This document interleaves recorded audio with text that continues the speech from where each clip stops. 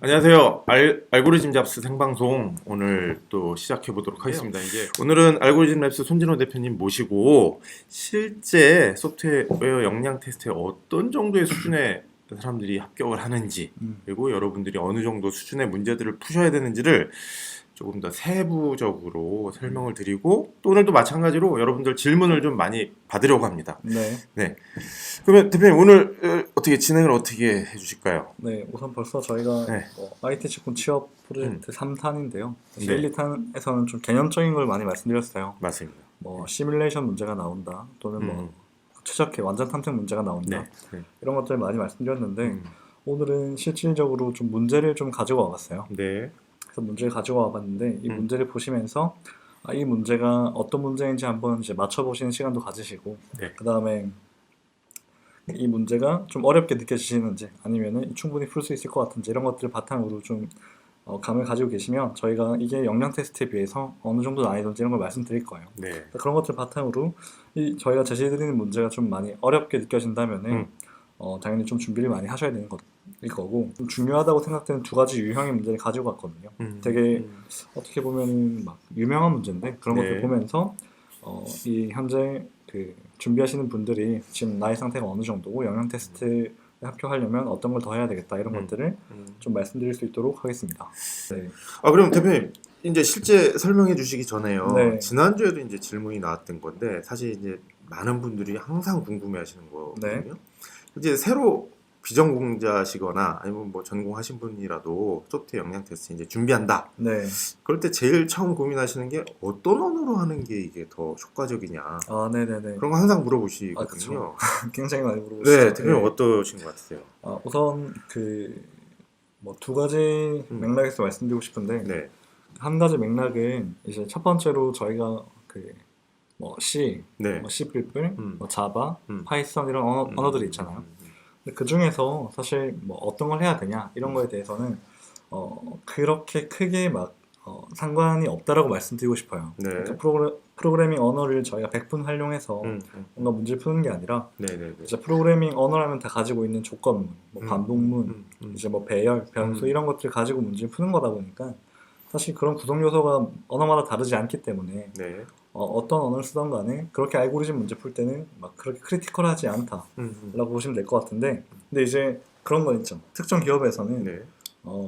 자바가 아니라 무조건 C 언어로 봐야 된다거나 또는 C++로 봐야 된다거나 네.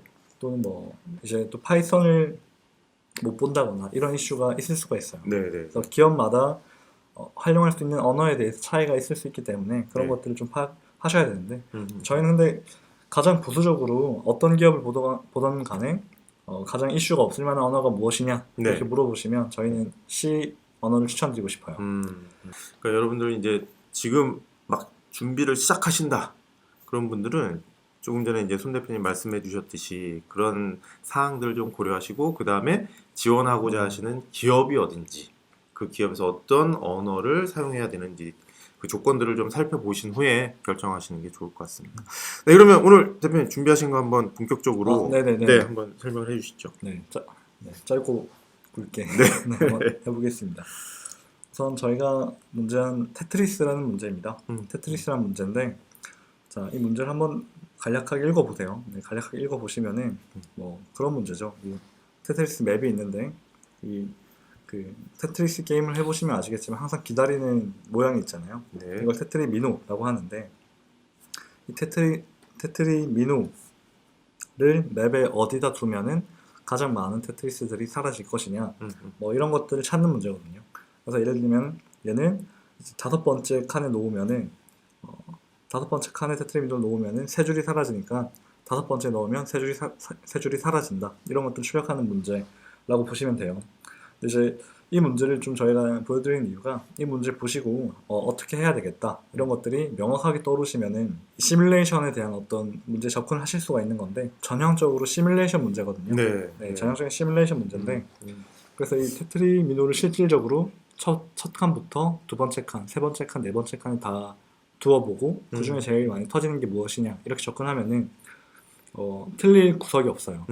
근데 이 문제를 생각보다 되게 많은 분들이 어려워하십니다. 네. 처음 풀 때 많이 어려워하시는데 그 자체가 이제 이 정도 되는 난이도 문제가 어렵게 느껴진다거나 실제 뭐 풀어봤을 때 어렵다라고 하면은 사실 시뮬레이션에 대해서 좀 더 많은 연습이 필요한 단계라고 보시면 돼요. 네. 그래서 처음 비전공자분들께서 이제 코딩을 해 나가실 때 저는 뭐 그래프 알고리즘, 뭐 동적 계획법, 알고리즘 위주의 공부도 정말 중요하다고 생각하지만 역량 테스트나 뭐 코딩 테스트 합격하시기 위해서 이런 테트리스 같이 if, if, 어레이만 쓰면 되거든요.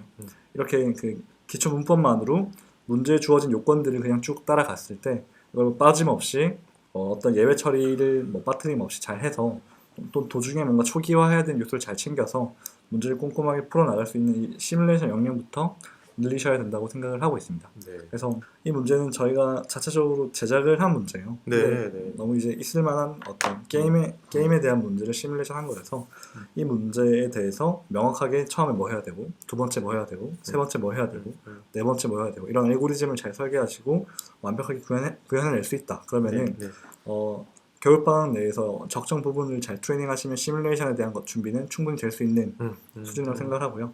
이 문제가 너무 어렵다 이렇게 이제 생각이 되시면은 시뮬레이션 부분부터 좀 더 집중을 해서 문제를 좀 많이 풀어보셔서 이런 것들을 깔끔하게 풀 수 있는 연습을 하셔야 된다고 생각을 하고 있어요. 그래서 그동안 말씀드렸던 뭐 시뮬레이션에 대한 게 이렇게 이런 뭐 여러 알고리즘 없이 그냥 쭉 따라가면 답이 나오는데 그걸 따라가는 게 좀 어려운 것들을 저희가 시뮬레이션을 했다 이런 감을 잡으시면 좋을 것 같아요. 그래서 이런 식으로 여러 알고리즘이 없어도 이런 특정 상황을 구현하는 문제를 굉장히 많이 연습해 보시길 추천을 드립니다. 특히 이제 비전공자분들은 코딩에 대한 경험이 많이 없을 수 있기 때문에 더더욱 더 많이 추천을 드려요. 네.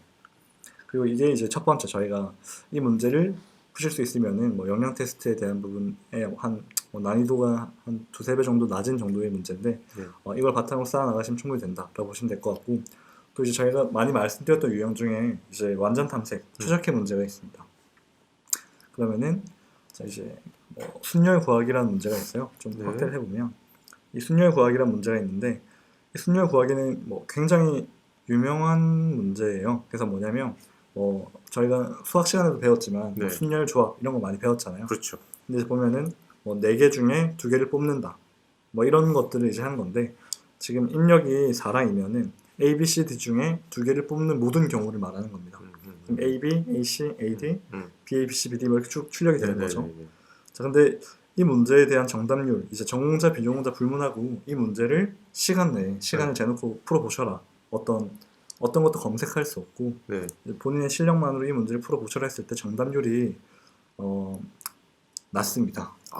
시간은 어느 정도를 얘기하시는 거예요? 예를 들면은 한 시간. 이 문제만 풀 때 한 1시간 반 정도? 1시간 반인데도 정답률이 낮아요? 1시간 반 정도 시험을 보는 뭐 상황에 놓이신 분들이 되게 많은데 이 문제에 대한 전공자, 비전공자 분들의 어떤 정답률이 굉장히 낮아요. 저희가 이제 생각했던 것보다 훨씬 더 낮은데 그 이유가 뭐냐면 카카오 문제에서도 이제 특정 문제 1번부터 7번까지 문제가 보통 나오는데 한 3번, 4번쯤에서 정답률이 확 떨어지는 경우가 있어요. 근데 그게 이제 이 순열 구하기 정답률이 낮은 이유랑 전 유사하다고 생각을 하는데 이 순열 구하기 같은 문제 풀 때는 이제 뭐 더 설명을 드릴 게 되게 많이 있는데 간략하게 말씀드리면 재기함수를 완벽하게 이해하셔야 됩니다. 근데 이 순열 구하기는 재기함수를 쓰지 않으면 거의 못 푸는 문제예요. 거의 못 푸는 문제이기 때문에 재기함수를 명확하게 이해하셔야만 풀 수 있는 문제고 모든 완전 탐색의 출발점에 서 있는 문제라고 생각은 하고 있습니다. 그래서 이제 그 전공자분들도 재기함수나 어떤 알고리즘 개념들을 전공 수업이나 시간 많이 들으시겠지만 그런 것들도 활용할 때는 굉장히 약한 모습을 많이 보이시더라고요. 그래서 개념적으로 아는 거랑 실제 이걸 활용해서 뭐 이런 문제 해결하는 것들은 완전히 다르기 때문에 시뮬레이션이 만약에 좀 잘 코딩에 자신 있고 어떤 주어진 것들을 쭉 따라한 요구사항들 처리하는 거에 자신 있으시면은 이제 좀 더 넘어가서 순열 구하기 같은 이제 완전 탐색 문제, 재기함수를 바탕으로 모든 경우를 다 찾아보는 유형에 대해서 익숙해지시면은 훨씬 더 이제 겨울 방학 때 뭔가 해야 될 일이 명확해진다라고 보시면 될 것 같아요. 사실 순열 구하기 같은 경우에 굉장히 문제가 짧아요. 간단한 문제인데 제 개인적인 어떤 과거를 말씀드리면 저는 개인적으로 그 알고리즘 공부를 포기할 뻔했던 문제 중에 하나입니다. 그래서 이 순열 구하기를 할 때 재기함수를 써야 되는데 이게 너무 어려워가지고 뭐 구글링을 해서 뺏겨도 보고 남의 코드를 뺏겨도 보고 했는데 그렇게 뺏기면 제가 이해를 못한 채로 넘어가면은 한 1, 2주 가 지나면은 아예 그냥 또 모르는 그런 못 푸는 문제가 돼버리더라고요. 네. 그래서 이걸 진짜 근본적으로 이해할 때 저는 굉장히 많이 힘들었던 경험이 있어가지고 많은 분들이 이 문제에서 힘들어하실 수 있다고 생각을 해요. 그래서 네. 이제 미리 재계함수에 대한 이해도가 되게 중요하다 이런 것들을 저희가 라이브에서 알려드려야 되겠다는 생각을 많이 했었습니다. 네. 오늘 하여간 그래서 대표님께서 두 가지 문제 유형을 보여주시고 이 정도를 소화하실 수 있어야 내년 공채에 대한 준비가 이제 어느 정도 되는 거다. 그쵸.